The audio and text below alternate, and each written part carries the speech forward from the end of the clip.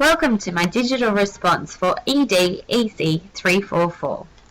Families within Australia are essentially the same in any given era or generation.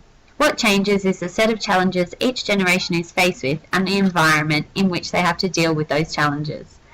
How families choose to deal with these issues will affect their children, the community, Australian society, and ourselves as educators. Wrong. Welcome to my presentation, which discusses the above statement and reinforces my beliefs with a number of facts, statistics and reference material. Statistics show a number of trends in Australian families that are very different to previous generations, which contradicts the above statement. I believe the general makeup of families has changed across the generations, and there is now an increase in couple-only families and a decrease in families with children.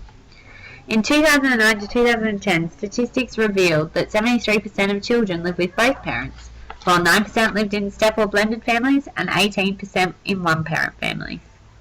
As seen here in Figure 1, there has been a steady increase in lone parent families, couples living with no children, and other types of families, for example same-sex families, whilst there has been a decline in couples living with dependent children and couples living with non-dependent children.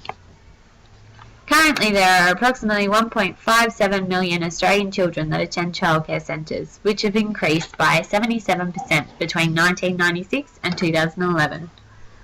The change in family structures impacts on educators as they are faced with new situations that have not been seen previously. In 2006, statistics revealed that a third of Australia's children were from immigrant families, and 68% of the migrants that entered Australia were accepted through the Skills Stream project, meaning that they were highly skilled or tertiary educated.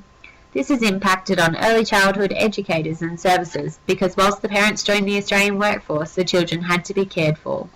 This has increased the diversity of children in care and has impacted services and educators, as many of these children are from non-English speaking backgrounds, creating bilingual barriers. Last year, 2014, marked the 25th anniversary of the UN Convention on the Rights of a Child. This convention transformed the way children were regarded and recognised them as being human beings with rights. Maslow's hierarchy of needs highlighted the rights of children at the most basic level, as shown in this figure. This is backed up by the UN Convention on the Rights of a Child. Since then, we have seen an increase in community services such as positive parenting programs, out-of-home care services, playgroups, parental support groups, and early intervention programs that all aim to support parents and children. I've only been in the profession for 5 years, but I've definitely noticed an increase in other health and community services being involved with children and families in my local area. The issues Australian families face now have changed throughout the generations because of social and economic changes within our country.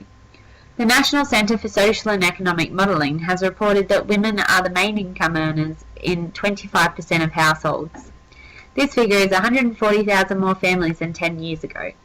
It has also been recorded that parents who work long hours and are in low-earning jobs can have the same effect on children as parents who are depressed.